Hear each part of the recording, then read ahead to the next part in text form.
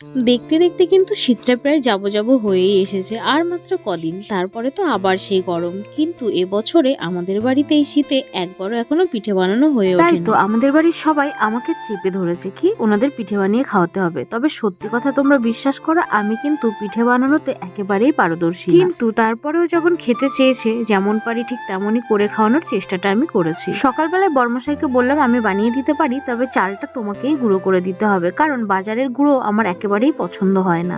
তাই বললো আচ্ছা ঠিক আছে, তাহলে আমি বাড়িতে গুঁড়ো করে দেবো, তবে পিঠে আমাকে তোমার বানিয়ে খাওয়াতেই হবে। অবশ্য আমার শাশুড়ি মাও যোগ দিয়েছিল, তাই আমার শাশুড়ি মাকে বললাম আচ্ছা তুমি আমাকে এটা সিদ্ধ করে সুন্দর করে ছেনে রেখে দাও, মানে মেখে রেখে দাও, পরে আমি ঠিক আমার মতো করে বানিয়ে নেব। ব্যাস আমার কথা মতো ওনাদের কাজে লেগে পড়লো। কমপ্লিট করে নিয়ে আমাকে ডাক দিল কি চলো এবার পিঠে বানাতে বসো। এই যে দেখতে পাচ্ছ আমি আমার মতো করে একটা একটা করে কেটে রাখছিলাম। প্রথম দিকে তো একেবারেই ভালো হচ্ছিল না, ওই যে বললাম অভিজ্ঞতা না থাকলে যেটা হয়। তারপরেও কিন্তু আমি হালটা ছাড়িনি, যেমনটা পেরেছি ঠিক তেমনই অনেক ধৈর্যের সাথে আমি এটাকে কেটে কেটে লাস্টের দিকে তোমাদের দেখাচ্ছি। এই দেখো এত সুন্দর এক গামলি করে ফেলেছি। কথায় আছে না, ইচ্ছা থাকলে উপায় হয়। তো আমি আমার মতো করে কেটে দিয়েছি। তোমরা বলো তো এগুলো কেমন হয়েছে? আমার কিন্তু বেশ পছন্দ হয়েছিল। এর আগে যদিও বা আমি আরেকবার তৈরি করেছিলাম, তখন যদিও বা আমার বাবা বেঁচে ছিল, আর আমি আমার বাবাকে খাওয়ার জন্যই বানিয়ে দিয়েছিলাম। তো আর কি সবকিছু গুছিয়ে নিয়ে চলে এসেছি রান্নাঘরে। আর আজকে আমি রান্না করব এটা প্রায় 2.5 কিলো দুধের সাথে। আর এখন যেহেতু শীতকাল, নলিন গুড়টা তো মাস্ট।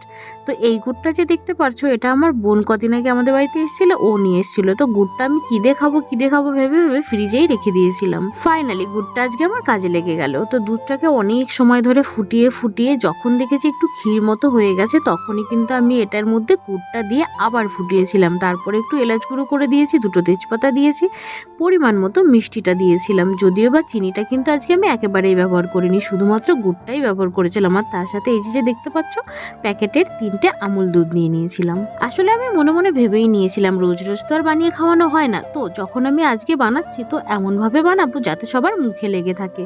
বিশ্বাস করো, যে ভাবনা সে কাজ। আর আমি এত ভালো করে যে প্রথমবারই বানিয়ে ফেলতে পারবো ভাবতে পারিনি। সরি, প্রথমবার না, দুবার। কারণ এর আগে তো আমি আমার বাবাকে একবার ট্রাই করিয়েছিলাম নিজের হাতে বানিয়ে। পার্সোনালি আমার কাছে কিন্তু সেবারের থেকে এবার আরো বেশি ভালো হয়েছিল খেতে। দেখতে পারছো এত সুন্দর হয়েছে, যদিও বা ক্যামেরায় অত ভালো বোঝা যাচ্ছিল না, তারপরেও আমাদের বাড়ির সবাই কিন্তু খেয়ে পঞ্চমুখ। আর এই যে এটা দেখতে পাচ্ছ, এটা কিন্তু পরের দিন সকালবেলা। আসলে রাত্রেবেলা আমি সবাইকে সবারটা খাইয়ে দিয়েছিলাম, তবে আমার কাছে পার্সোনালি বাসি হলেই বেশি ভালো লাগে, যার জন্য আমি আমারটা রেখে দিয়েছিলাম। তো সকালে যখন খাচ্ছিলাম দুর্দান্ত লাগছিল। তো তোমাদের কেমন লাগলো সবাই জানিও।